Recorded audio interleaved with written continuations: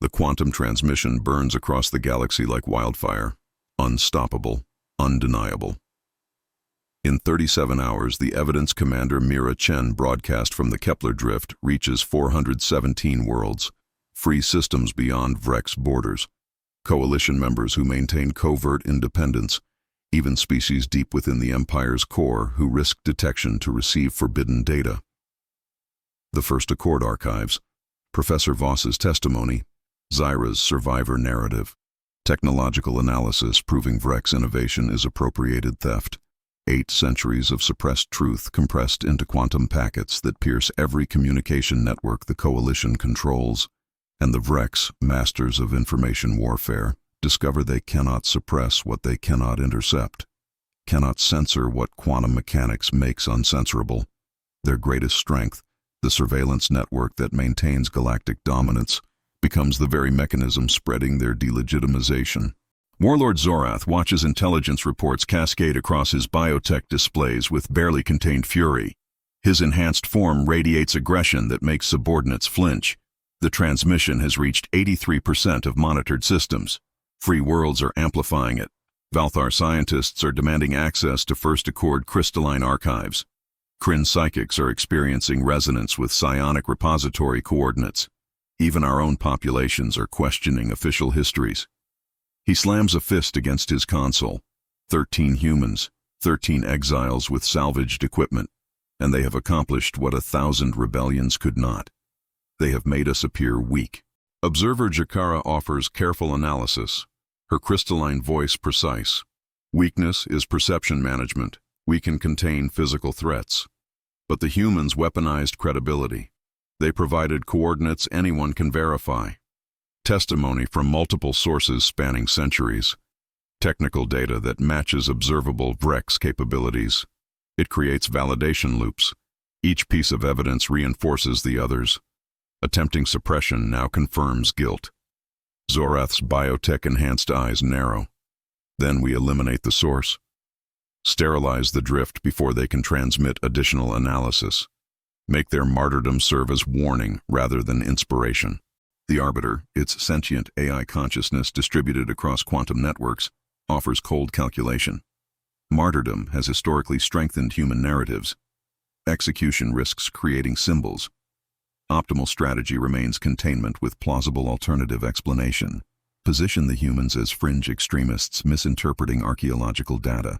Emphasize unreliability of 800-year-old records. But Zorath has moved beyond calculation into rage. I want the drift operation concluded within 48 hours. Deploy the specialist teams, recover or destroy the shards, eliminate all witnesses. Then we control the narrative because there will be no one left to contradict us. The Vrex specialist teams are already in motion. 3 units, 15 operatives total, enhanced with biotech that resists quantum disruption and radiation damage, armed with weapons designed for extreme environment operations, trained in rapid extraction and sanitization protocols. They descend toward the drift in stealth craft that navigate radiation zones through sophisticated shielding. These aren't patrol crews. These are hunters, the kind the Vrex deploys when containment shifts to elimination, when measured response gives way to existential threat management. But the drift has become something the Vrex cannot anticipate. Not a prison, not even a battlefield. A crucible where humanity forges rebellion from suppressed history and stolen technology. The UNSC Defiant no longer operates in isolation. The quantum transmission has drawn responses. Carefully coded acknowledgments from free systems offering covert support. From coalition scientists requesting detailed archive data. From species across the Empire who suddenly realize their oppression has historical precedent and technological proof. The rebellion isn't 13 humans anymore. It's a network, distributed, resilient, growing with every hour the transmission propagates. Mira stands in the Defiance Bridge, watching tactical displays that show Vrex forces massing at the radiation zone perimeter. 23 warships now, enough firepower to reduce the drift to component atoms, yet they hold position. Wait, because entering the deep radiation zones means acceptable losses, and losses are no longer acceptable when the galaxy watches. When every casualty the Vrex suffer becomes propaganda for the resistance. So they send specialists. Small teams that can claim plausible deniability if things go wrong. That can be disavowed if their mission fails. It's tactically sound, strategically desperate, and exactly what Mira wants them to attempt. Rin tracks the specialist craft on sensors. 3 ships, stealth configurations, approaching from different vectors. They're good, using radiation storms for cover, coordinating insertion points to triangulate our position. ETA 90 minutes. Tara works at her console, her fingers dancing across holographic interfaces. The jammers are ready. 4 units positioned across the Defiance perimeter.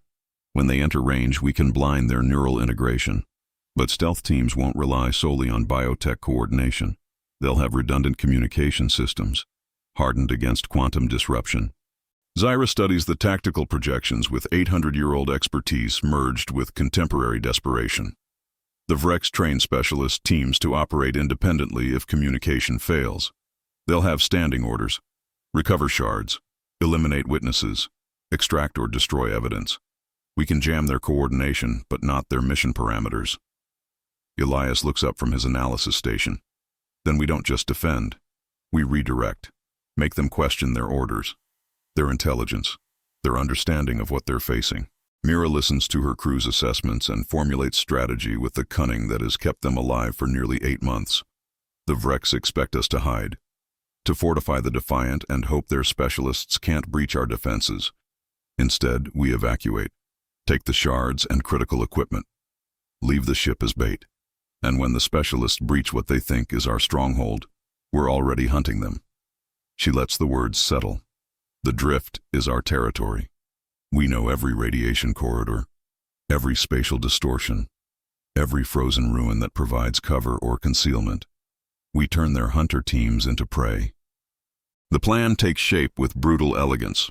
The Defiant will appear occupied. Minimal power signatures, but enough to suggest defensive posture. The jammers will activate when specialist teams enter range, creating confusion while the actual crew operates from concealed positions throughout the sector. And the shards, all 4 of them, will be distributed across multiple locations, forcing the specialists to split their forces, to move through terrain where human familiarity provides advantage, and Vrex enhancement becomes liability. It's asymmetric warfare, the kind humanity has perfected across millennia of fighting stronger opponents. Turn strength into vulnerability. Force the enemy to fight on your terms in places where their advantages mean nothing. The evacuation proceeds with practiced efficiency. 7 months of survival operations have taught the crew to move essential equipment rapidly. The shards go into portable containment units, their quantum signatures masked by improvised shielding. Life support systems, communication arrays, weapon caches salvaged from disabled Vrex craft. Everything humanity needs to operate independently of the Defiant's failing infrastructure. They scatter to positions selected through careful reconnaissance. Frozen habitats that provide shelter. Collapsed mine shafts that offer concealment. Radiation valleys where sensors blur and targeting systems fail. Mira establishes her command post in what was once Kepler-9's central administration complex. 3 levels underground, walls thick enough to provide radiation shielding and structural cover. Escape routes mapped through maintenance tunnels that connect to other colony sections. Rin and Tara occupy a communications hub 2 kilometers distant. Elias and Zyra secure themselves in a research station 4 kilometers in another direction. The shards are distributed among them, making any single capture incomplete, forcing the Vrex to commit resources across multiple objectives, dividing their strength in an environment where division means vulnerability. The specialist teams enter the drift's radiation zones precisely on schedule. 3 craft, 15 operatives, moving with professional efficiency. Their stealth systems blur sensor detection, but Rin tracks them through secondary signatures. Heat dispersion, gravitational displacement, quantum wake disturbances. The specialists are good, but they're operating in an environment where good isn't enough, where survival requires understanding earned through desperation rather than training. They approach the Defiant from 3 vectors: textbook tactical dispersion, redundant coverage ensuring no escape routes remain unsecured.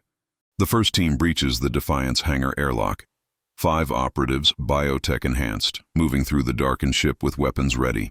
They find it empty, not hastily abandoned but methodically evacuated, systems offline except for minimal power to life support. No crew, no defensive positions, no panicked resistance. Just silence and the understanding that their intelligence was incomplete. Their assumptions wrong. That the humans anticipated specialist deployment and responded with strategy that turns hunters into targets. Team leader's voice transmits through encrypted channels to his units. Primary location is negative. No hostiles, no artifacts. Recommend immediate area sweep for secondary positions. But before the other teams can acknowledge, the jammers activate. Quantum disruption floods the sector at precisely calibrated frequencies.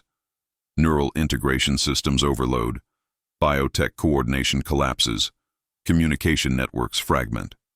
15 specialists suddenly find themselves operating independently in an environment they don't understand against opponents who have spent months learning every advantage the drift provides. Mira watches through remote sensors as confusion spreads through specialist ranks. They're trained for this, for operating without coordination, but training isn't experience, and the drift punishes inexperience with lethal efficiency.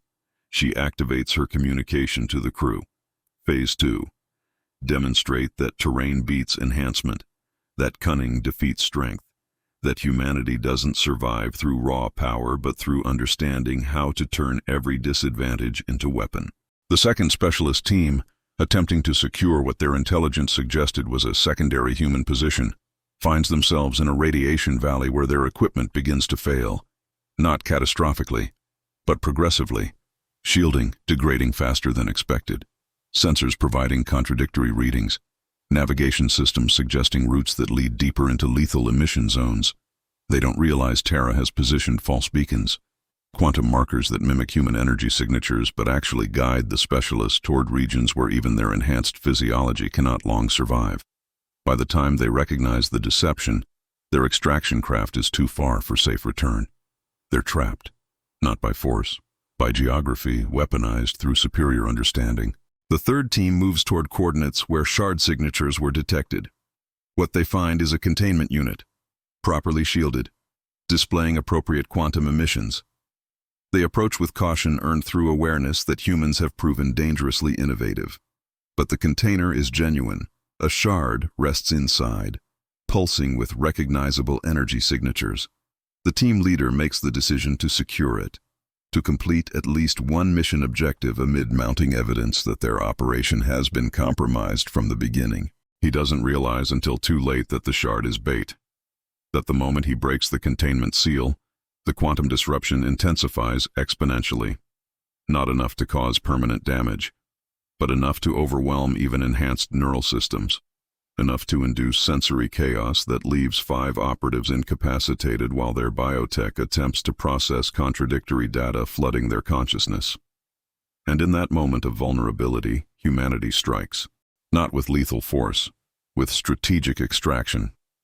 Rin and Terra emerge from concealment, securing the specialists' weapons and equipment, stripping their communication arrays and surveillance tools, taking everything that might provide intelligence value or tactical advantage, but leaving the operatives alive, conscious, aware that they were not defeated through superior strength but through superior strategy, that humanity can disable Vrex elites without killing them, which makes the defeat more pointed, more humiliating, more dangerous to Vrex credibility than martyrdom ever could. The first specialist team, discovering the Defiant is empty, attempts coordinated extraction. But their communication systems remain fragmented by ongoing quantum disruption. Their coordination reduced to visual signals and basic protocols.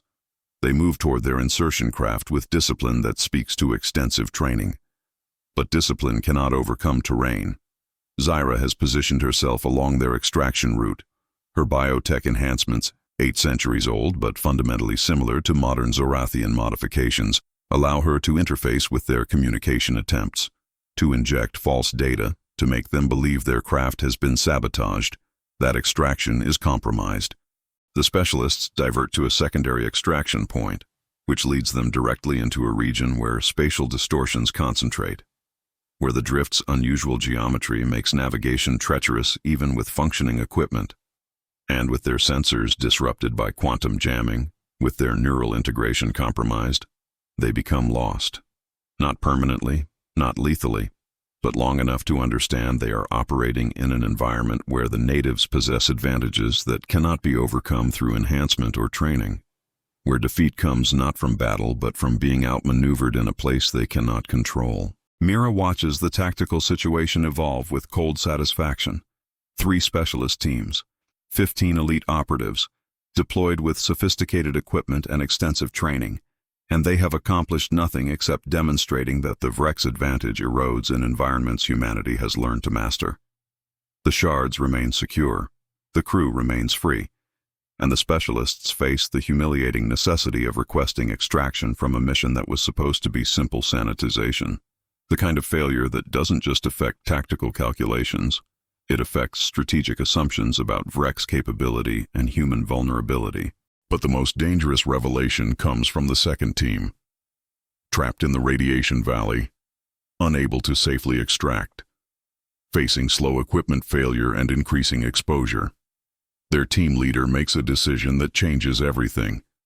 He broadcasts on open channels, not encrypted Vrex frequencies but standard distress protocols, requesting extraction, requesting assistance from anyone who can receive the transmission, including the humans who engineered their predicament. It's pragmatic, desperate, and it confirms what Mira has suspected since the specialist teams deployed, that individual Vrex operatives, when stripped of coordination and command authority, revert to survival instinct. That enhancement doesn't eliminate self-preservation, it just delays it. Elias monitors the distress call from his position. Commander, they're asking for help. Open channel. Which means Vrex Command is hearing this too. Hearing their elite specialists reduced to requesting aid from the targets they were sent to eliminate. Mira considers the implications. Letting them die would be easier, would reduce enemy assets and send a message about consequences, but it would also confirm Vrex propaganda about human savagery, about resistance justified through necessity rather than principle. She makes the decision that transforms tactical victory into strategic messaging. We extract them. The words surprise even her crew.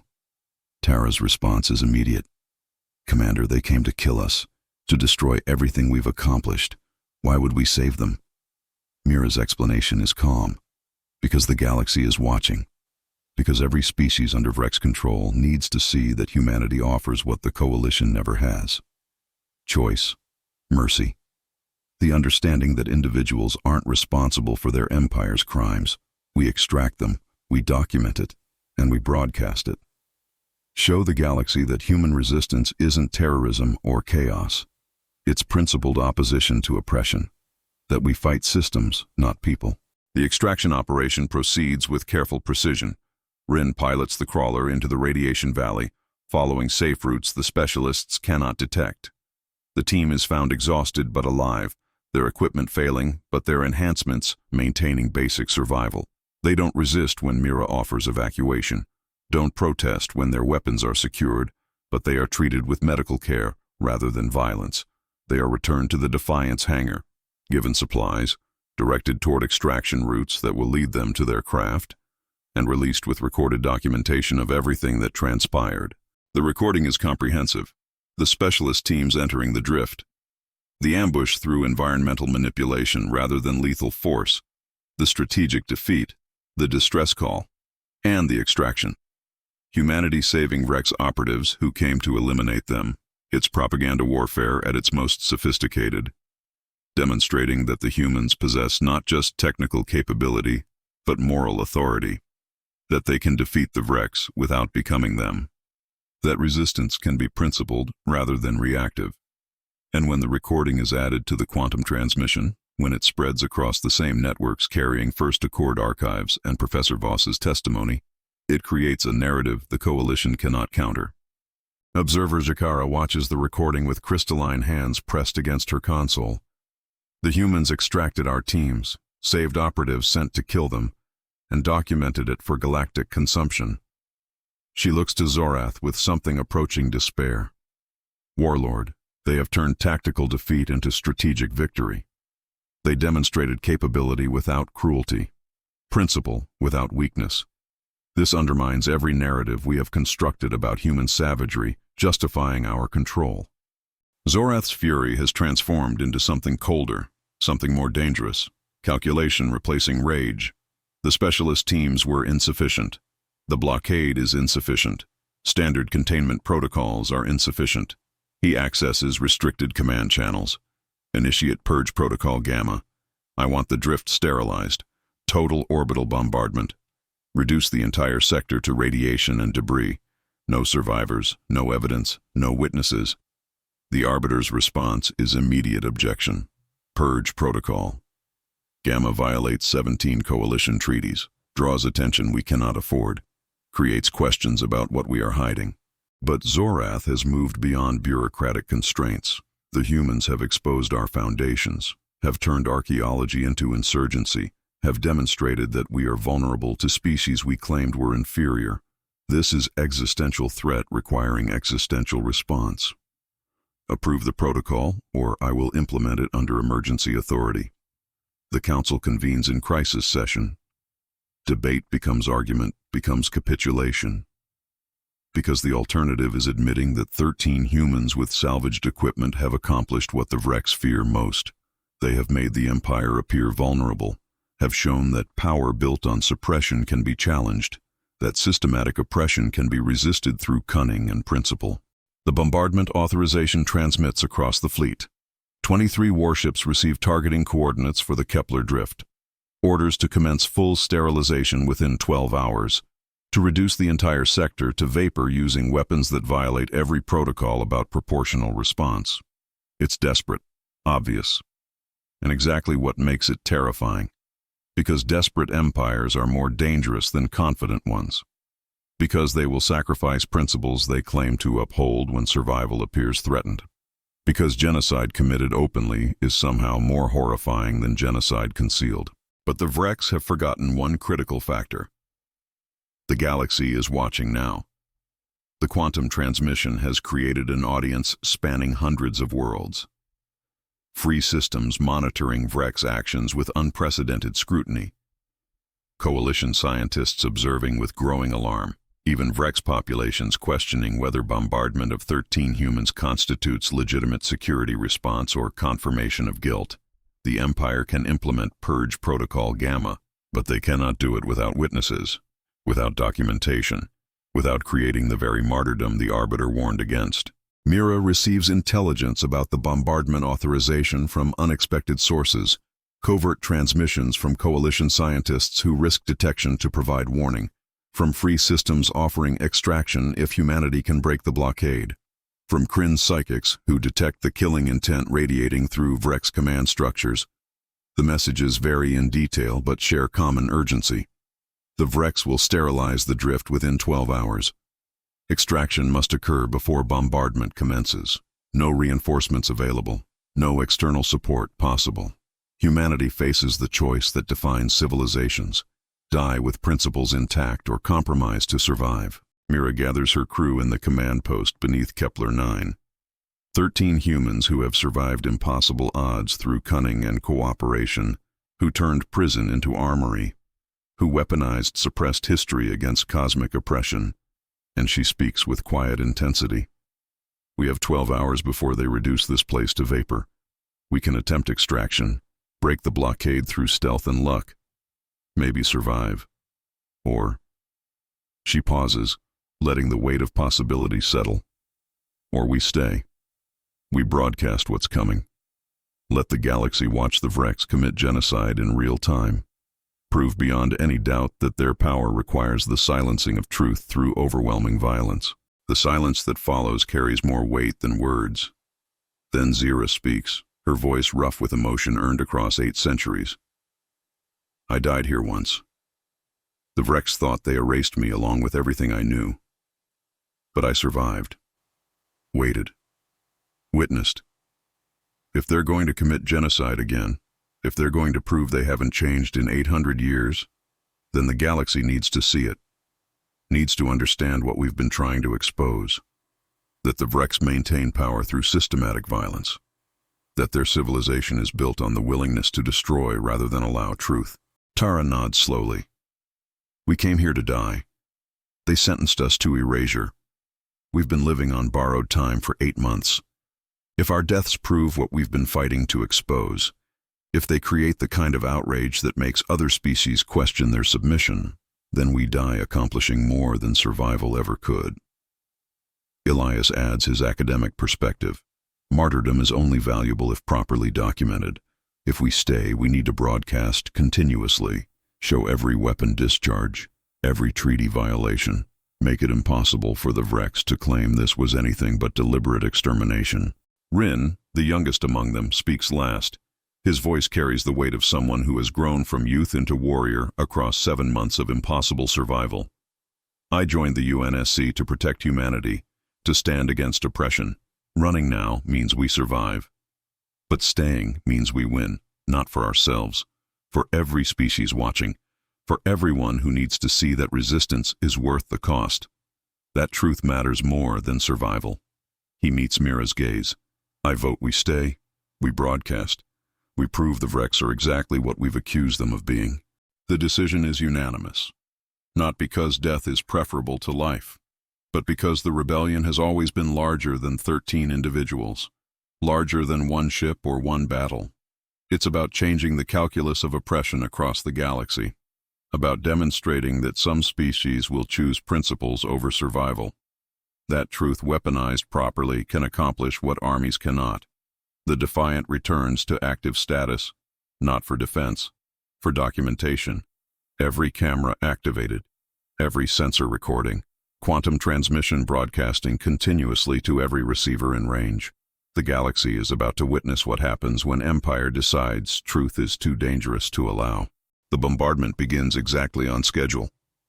23 Vrex warships unleashing coordinated fire into the Kepler Drift's radiation zones, energy weapons that turn ice into plasma, kinetic projectiles that shatter regolith, orbital strikes that create mushroom clouds visible from system edge. It's overwhelming, systematic, professional execution of complete sterilization, and every second is broadcast across quantum networks to hundreds of worlds where populations watch in growing horror as the Vrex demonstrate their response to archaeological truth and principled resistance is genocide. But the broadcast reveals something the Vrex didn't anticipate. The Defiant is not easy to kill. 7 months of modifications, of salvaged shielding and improvised armor, of learning to survive in lethal radiation by adapting rather than fleeing. The ship takes hits that should vaporize it, shrugs them off through shielding designed for stellar emissions rather than weapons fire. Orbital strikes that should penetrate to the core scatter against ablative layers of frozen regolith, the crew positioned over critical systems. Humanity does not die quickly, does not die quietly, dies broadcasting defiance while the galaxy watches and the Vrex prove every accusation leveled against them. 3 hours into bombardment, the transmission continues. Mira's voice calm despite proximity to death. You're watching the Vrex Coalition commit genocide to suppress truth. We recovered evidence of the First Accord, proof that their empire is built on systematic erasure and appropriated technology. Rather than allow that truth to spread, they chose this. Remember that. Remember that we offered mercy to their operatives. Remember that we fought with principle. And remember that they responded with violence designed to eliminate witnesses rather than refute evidence. The words are powerful, but the images are more so. Humans working calmly as their ship takes fire, maintaining broadcast equipment while bulkheads buckle, coordinating documentation while systems fail, not screaming, not begging, witnessing, recording, making their deaths meaningful by ensuring the galaxy understands exactly what the Vrex feared enough to violate their own treaties. It's the ultimate asymmetric warfare, turning martyrdom into propaganda more devastating than any military victory. 4 hours into bombardment, Kryn psionic relays across Coalition space begin experiencing unprecedented phenomena. A psychic resonance emanating from the drift, not distress, not fear. Something the Kryn hadn't detected from humans before. Unified purpose. Absolute certainty. The kind of mental signature that creates ripples through psionic networks, that influences populations even across light years. The Kryn relay operators report to Vrex Command with voices tinged by confusion and something approaching awe. The humans are not afraid. Their consciousness remains coherent despite proximity to death. This should not be possible, but it is possible, because humanity has spent 8 months learning that fear is a choice, that survival requires discipline more than emotion. That principle maintained under extreme duress carries power fear cannot match. The psionic resonance spreads through Kryn networks like contagion, touching enslaved psychics who have spent lifetimes dampened and controlled, showing them that consciousness can remain free even when facing extinction. That mental coherence can be maintained through choice rather than enhanced by chemical or technological control. It's unintentional inspiration, but inspiration nonetheless. 5 hours into bombardment, Valthar scientists and Coalition core systems begin accessing the First Accord archives in detail, cross-referencing transmitted coordinates with their own crystalline technology, and discovering something that shakes foundational assumptions. Their crystal systems aren't Vrex innovation. They're Valthar in origin, predating Coalition formation, partnered with human quantum encryption to create the integrated networks the Vrex claim they developed. The realization spreads through Valthar scientific community like chain reaction. Their species wasn't primitive before Vrex enlightenment. They were advanced, collaborative, and their knowledge was stolen then rebranded as Coalition achievement. 6 hours into bombardment, the free systems beyond Vrex borders convene emergency assembly. Debate centers on response to genocide committed in real-time broadcast. Some advocate military intervention, others counsel sanctions and diplomatic isolation. But all agree on one point. The Vrex have demonstrated they maintain power through willingness to commit atrocity when challenged. That their civilization is fundamentally predatory. That every species must now calculate whether submission is safer than resistance when resistance draws extermination. The calculus of galactic politics shifts. The coalition of free worlds begins coordinating not defensive posture, but active opposition. Because if the Vrex will genocide humans for archaeological truth, what prevents them from genociding anyone who questions their authority? 7 hours into bombardment, something unexpected occurs. The Defiant is still broadcasting, still coherent, still documenting while the Vrex fleet exhausts ammunition, attempting complete sterilization. Zorath watches with growing disbelief as his forces report difficulty achieving targeting solutions. The humans are using the radiation zones, using spatial distortions, using every environmental factor that makes the drift lethal to their advantage, making themselves harder to kill through superior understanding of terrain than his forces can overcome through superior firepower. It should not be possible, but it is happening. 8 hours into bombardment, coalition populations across Vrex space begin experiencing civil unrest, not coordinated, not organized, but spontaneous. Species who have submitted to control for centuries, watching humans choose death over surrender, and questioning whether their own submission is wisdom or cowardice. Valthar scientists abandoning positions to seek First Accord archives. Kryn psychics resisting dampener treatments. Zorathian servitor classes questioning biotech integration that was supposedly enhancement. The broadcast is creating ripples, fractures, small acts of resistance that individually mean nothing but collectively suggest systemic instability. 9 hours into bombardment, Mira broadcasts her final message. Her voice is steady despite the defiance systems failing around her. We are 13 humans who survived impossible odds through cunning and cooperation. The Vrex exiled us to die, but we turned prison into armory. We recovered evidence they tried to erase. We demonstrated that resistance is possible. And now we die proving that some truths are worth dying for. To every species watching, remember this. The Vrex maintain power through your fear, through convincing you that submission is necessary. We prove it is not. That principle defeats power when properly weaponized. That cooperation achieves more than any empire enforces through control. Remember the First Accord. Remember that different species once partnered as equals, and remember that we died defiant. The transmission ends. Not because the broadcast fails, because the Defiant finally succumbs to concentrated fire, the ship that survived 7 months in the drift, that housed humanity's resistance, that broadcast truth to the galaxy. reduced to vapor by overwhelming force, deployed against 13 humans who refuse to surrender. The silence that follows is profound. Across hundreds of worlds, populations sit stunned, watching, processing, understanding that they witnessed genocide committed to suppress truth, that the Vrex response to evidence was extermination, that the empire they have submitted to maintains power through systematic violence. But the silence breaks with something unexpected. The quantum network begins flooding with transmissions. From Valthar scientists announcing they are traveling to First Accord archive coordinates to verify transmitted data. From Kryn psychics broadcasting their experiences of human mental coherence during the bombardment. From species across Coalition space declaring they will investigate claims about stolen technology and systematic oppression. From free systems announcing they will provide sanctuary to any Vrex defectors seeking asylum. The Defiant is destroyed, but the rebellion has metastasized, spread through networks the Vrex cannot control, weaponized through martyrdom that cannot be countered without confirming guilt. Observer Jakara watches the galaxy-wide response with crystalline hands, trembling. Warlord, we have created exactly what we sought to prevent. Martyrs, symbols, proof that resistance is possible even against overwhelming force. The humans are dead, but their cause is multiplying. Zorath's biotech form seems diminished somehow, as if understanding that military victory has resulted in strategic catastrophe.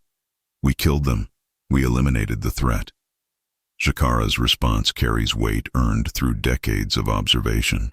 We eliminated 13 humans, but the threat was never them. It was the truth they weaponized, and truth does not die with its speakers. It spreads, mutates, inspires. We have just proven to the galaxy that we fear truth enough to commit genocide. That proves them right about everything. The Arbiter's analysis confirms what Jakara articulates. Tactical victory, strategic defeat. The bombardment has destabilized 17 Coalition worlds. Free systems are mobilizing defensive fleets. Valthar scientific community is fragmenting. Kryn psionic networks are experiencing unprecedented resistance to dampener control. Human populations in isolated colonies are broadcasting demands for First Accord archive access. Probability of maintaining current control structure has decreased by 41%. Recommendation: immediate diplomatic initiative to contain damage. But diplomatic initiatives cannot undo what the galaxy witnessed. Cannot unsee genocide committed in real-time broadcast. Cannot unhear Mira Chen's final words about cooperation defeating control. The Vrex have won their battle against 13 humans. But in doing so, they have lost something far more valuable. Legitimacy. The illusion that their power serves galactic stability rather than Vrex dominance. That their oppression is necessary rather than predatory. That submission is wisdom rather than fear. The First Accord transmission exposed their foundation of lies. The bombardment proved they maintain power through violence. And now every species under their control must decide whether to continue submitting or begin resisting. Far beyond the drift, in free systems that have maintained independence through careful neutrality, leaders gather in emergency session. The images from the bombardment play on repeat. 13 humans broadcasting defiance while dying. The Vrex deploying genocide-level force against archaeology and principle. And everyone present understands they are watching the beginning of something that will reshape the galaxy. Not a war, not an invasion, but a rebellion built on weaponized truth. On martyrdom that inspires rather than intimidates. On the understanding that some species will choose death over surrender when principles demand it. And in the ruins of the Kepler drift, among radiation storms and shattered regolith, something survives. 4 quantum shards, buried in the bombardment's debris. Their containment fields damaged but functional. Their broadcasts continuing. Still pulsing with coordinates to First Accord archives. Still transmitting testimony about systematic oppression. Still spreading truth that no amount of violence can permanently suppress. The Vrex killed Commander Mira Chen and her crew, but they cannot kill what those 13 humans created. A rebellion forged in cunning, weaponized through principle, and spread across quantum networks that empires cannot control. The episode ends, not with death, but with genesis. The defiant is gone, but the defiance remains, multiplying, spreading, inspiring, proving that some truths burn brighter than stars, that martyrdom properly weaponized defeats power built on suppression, that humanity's greatest strength was never raw force but the ability to inspire others through principle maintained despite overwhelming odds. The Vrex wanted to eliminate 13 humans before their testimony spread. Instead, they created symbols, legends, proof that resistance is not futile but necessary, that cooperation can challenge any empire built on control, and that some species refuse to be erased no matter how much force is deployed against them. The sparks have become inferno, and the galaxy will never be the same.